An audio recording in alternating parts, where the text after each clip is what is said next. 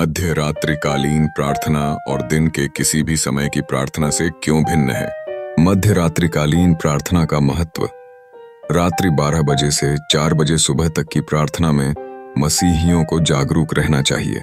इस समय शरीर की प्रतिरक्षा प्रणाली बॉडी इम्यून सिस्टम बिल्कुल कम लोवेस्ट हो जाती है।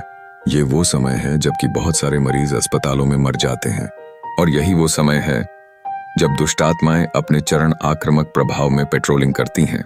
और ये वो समय है जब मसीहियों को इन दुष्ट आत्माओं से छुटकारों के लिए इस्तेमाल किया जाना चाहिए। इन्हीं घंटों में हमें प्रार्थना में मजबूत बनना चाहिए। दाऊद ने कहा, तेरे धर्ममय नियमों कारण मैं आधी रात को तेरा धन्यवाद करने को उठूंगा। भविष्यद्वक्ता होने के नाते दाऊद रात्रिकालीन की प्रार्थना का महत्व जानता था। इसराइल के बेटों की गुलामी के 430 वर्ष पश्चात फिरौन बादशाह ने इसराइलियों को छोड़ने पर मजबूर हो गया, जब तक कि उस दिन तक परमेश्वर ने मध्य रात्रि को अपना निर्णय न दिया। और ऐसा हुआ कि आधी रात को यहोवा ने मिस्र देश में सिंहासन पर विराजने वाले फिरौन से लेकर गड्ढे में पड़े हुए बंधुए तक सबके पहिलौठों को, वरन पशुओं तक के सब पहिलौठों को मार डाला। निर्गमन 12:29। देखो, ये प्रभु का स्वर्गदूत है जिसने सारे पहिलौठों को मध्य रात्रि में मार डाला।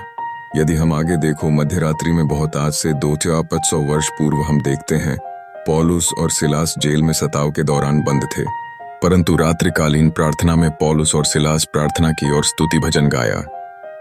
यहोवा के लिए प्रेरितों के काम 16:25। और परमेश्वर के स्वर्गदूत ने उन्हें आजाद किया। मध्य रात्रि के समय बचाव का समय है भाइयों।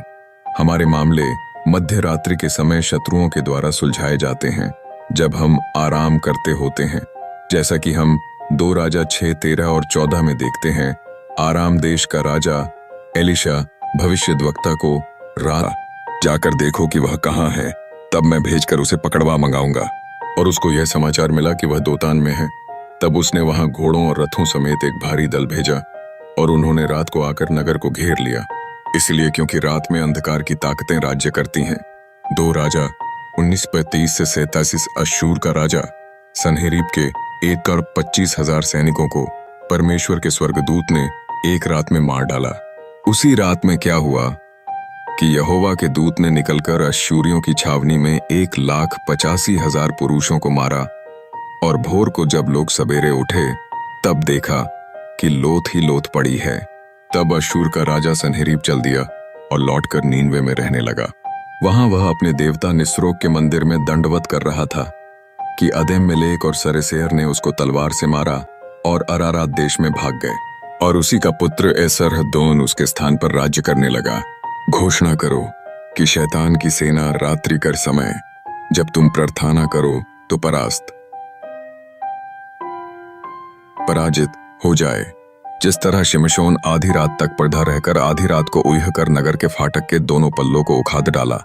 न्यायों 16:3। परंतु शिमशोन आधी रात तक पड़ा रहकर आधी रात को उठकर उसने नगर के फाटक के दोनों पल्लों और दोनों बाजुओं को पकड़कर बेंडों समेत उखाड़ लिया और अपने कंधों पर रखकर उन्हें उस पहाड़ की चोटी पर ले गया जो हेब्रोन के सामने है।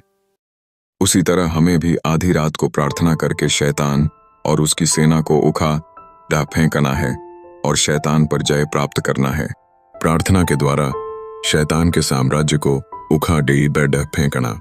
याद रखिए, मत्ती 25:6 के मुताबिक दूल्हा आधी रात को आएगा और हम उस समय प्रार्थना में जागते पाए जाएंगे, तभी दूल्हे से भेंट करने पाएंगे। आधी रात को धूम मची कि देखो दूल्हा आ रहा है, उससे भेंट करने के लिए चलो। आज मध्य रात्रि में प्रार्थना कीजिए। उसके साथ इस संदेश को शेयर करें जिन्हें आप चाहते हैं कि इस पीढ़ी के लोग योद्धा बने। रात में उठकर प्रार्थना करें, प्रभु यीशु आपको आशीष देवे। आमीन। शालोम। शुभ प्रभात।